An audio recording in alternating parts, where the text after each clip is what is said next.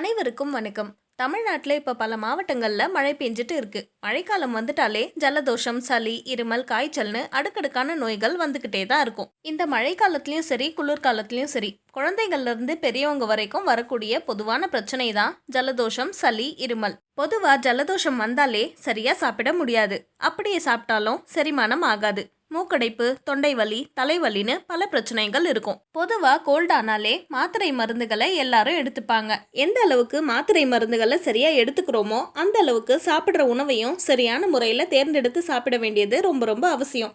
அப்பதான் ஜலதோஷம், இருமல் சீக்கிரமா குணமாகும்.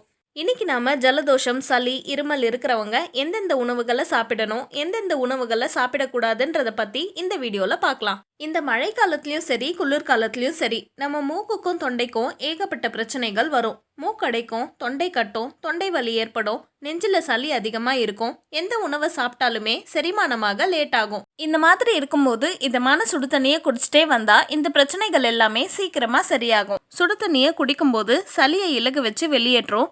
இருமல், தொண்டை புண், சுவாச பிரச்சனைகள், செரிமான பிரச்சனைகளுக்கு நல்ல நிவாரணத்தை கொடுக்கும். இது மட்டும் இல்லாம சுடு தண்ணீரை குடிக்கும்போது சுவாச பதை சுத்தமா இருக்கும். அடுத்ததா சூப். இப்போ நம்ம வெளியே எங்கன்னா ஹோட்டலுக்கு போனோம்னா அங்கே நம்ம ஃபர்ஸ்ட் ஆர்டர் பண்ணி சாப்பிட்றது பார்த்தீங்கன்னா சூப்பாக தான் இருக்கும்.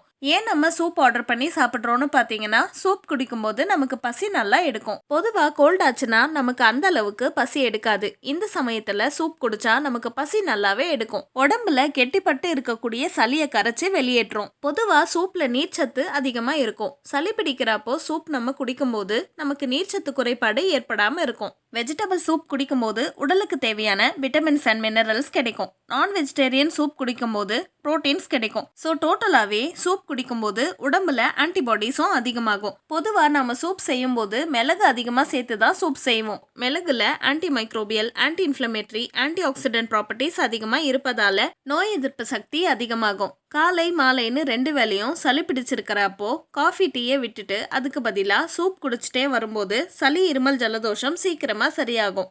அடுத்ததா பார்க்கக்கூடியது இஞ்சி. இஞ்சியை தினமும் ரெகுலரா உணவுல சேர்த்துட்டு சாப்பிடும்போது பசி அதிகமாகும். இஞ்சியை உணவோடு சேர்த்துட்டு சாப்பிடும்போது இரைப்பையில இருக்கக்கூடிய அமிலங்களோட சுரப்பை அதிகமாக்கி உணவை ஈஸியாவே செரிமானமாக செய்யும். நிறைய பேருக்கு சளி பிடிச்சிருக்கப்போ பசியின்மை, குமட்டல் போன்ற பிரச்சனைகள் இருக்கும். அப்படி இருக்கிறவங்க இஞ்சியை உணவுல சேர்த்துட்டு சாப்பிடும்போது பசியை தூண்டிவிடும், குமட்டல் உணர்வையும் சரி செய்யும். இஞ்சியை டீயாவோ கஷாயமாவோ இல்லாட்டி உணவுல சேர்த்துட்டு சாப்பிடும்போது சளி, இருமல் சீக்கிரமாவே குணமாகும். அடுத்ததா பூண்டு. நம்ம பாரம்பரிய மருத்துவ முறையில உணவா பயன்படுத்தக்கூடிய ஒரு மருத்துவ பொருள் தான் பூண்டு. பூண்டுல anti inflammatory, anti oxidant, anti microbial properties அதிகமா இருக்கு.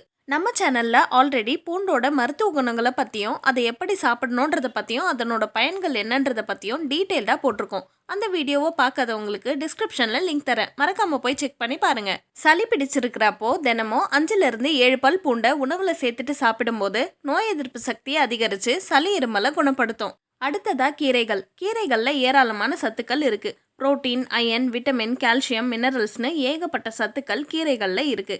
கீரைகளை உணவுல சேர்த்துட்டு சாப்பிடும்போது நோய் எதிர்ப்பு சக்தியை அதிகரிச்சு சளி, இருமல், ஜலதோஷத்தை சீக்கிரமாவே குணப்படுத்தும்.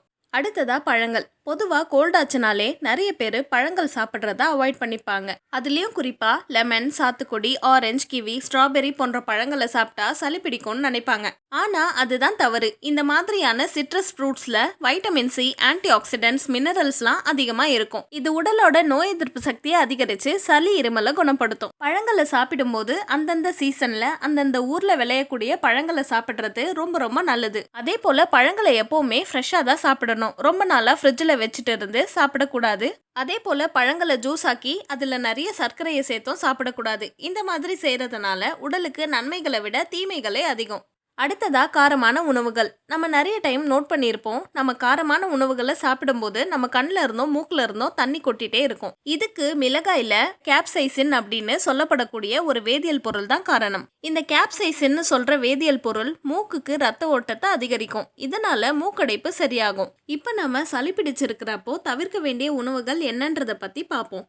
ஆல்கஹால், காஃபி, கார்பனேட்டட் ட்ரிங்க்ஸ் இந்த பானங்களை குடிக்கும்போது சிறுநீர் அதிகமாக வெளியேறும். சிறுநீர் அதிகமாக வெளியேறும்போது நீர்ச்சத்து குறைபாடு ஏற்பட்டு சளி வெளியேறாம உடல்லையே தங்கிடும். அதே போல சர்க்கரை அதிகமாக இருக்கக்கூடிய ஸ்வீட்ஸ், ஸ்நாக்ஸ், ப்ராசஸ்டு ஃபுட்ஸ் இதையெல்லாம் தவிர்க்கணும். கோல்டு அதிகமாக இருக்கும்போது இந்த உணவுகளை சாப்பிட்டா இன்ஃபெக்ஷன் அதிகமாகுமே தவிர கண்ட்ரோல் ஆகவே ஆகாது. இன்னைக்கு நாம ஜலதோஷம், சளி, இருமல் குணமாக சாப்பிட வேண்டிய உணவுகள் என்னன்றதை பற்றியும் தவிர்க்க வேண்டிய உணவுகள் என்னன்றதை பற்றியும் இந்த வீடியோவில் டீட்டெயில்டாக பார்த்தோம். அடுத்து வேறொரு இன்ட்ரெஸ்டிங்கான டாப்பிக்கில் நான் உங்களை சந்திக்கிறேன். இந்த வீடியோ உங்களுக்கு யூஸ்ஃபுல்லாக இருந்தால் உங்கள் ஃப்ரெண்ட்ஸ் அண்ட் ஃபேமிலிக்கு ஷேர் பண்ணுங்கள். மறக்காமல் இந்த சேனலை சப்ஸ்கிரைப் பண்ணிக்கோங்க. நன்றி, வணக்கம்.